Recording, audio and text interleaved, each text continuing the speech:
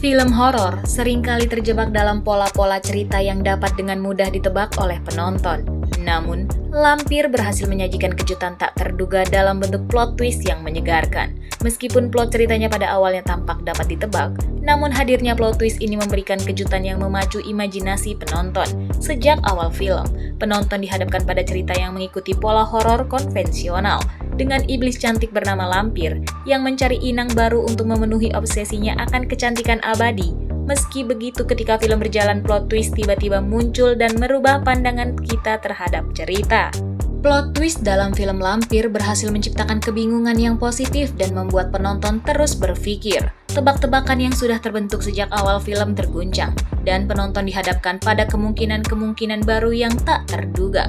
Kejutan ini memberikan nuansa segar pada film yang pada mulanya tampaknya terjebak dalam formula konvensional.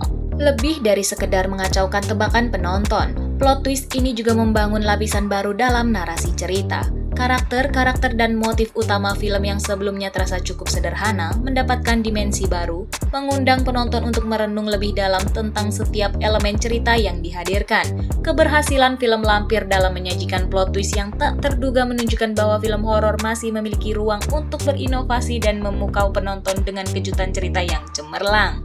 Bagi para penonton yang menghargai cerita yang tidak hanya sekedar mengejar efek ketakutan, Lampir memberikan pengalaman menonton yang lebih mendalam dan memikat. Kejutan cerita ini menjadi bukti bahwa film horor Indonesia dapat terus berkembang dengan membawa inovasi dan kreativitas yang menarik ke dalam genre yang seringkali dianggap terbatas. Film horor Indonesia selalu memiliki cara unik untuk mengundang perhatian penonton, terutama jika terkait dengan sosok-sosok ikonik dalam sejarah televisi tanah air. Dalam film Lampir, kita akan dibawa kembali ke masa lalu dengan mengenang sosok Mak Lampir yang pernah menghiasi layar televisi melalui sinetron Misteri Gunung Merapi. Sinetron yang tayang sejak tahun 1998 hingga 2005 itu telah menanamkan gambaran sosok Mak Lampir dalam ingatan penonton. Dengan wajah hitam, rambut putih yang digelung di bagian atasnya, dan aura misteriusnya, Mak Lampir menjadi salah satu karakter ikonik dalam sejarah sinetron Indonesia.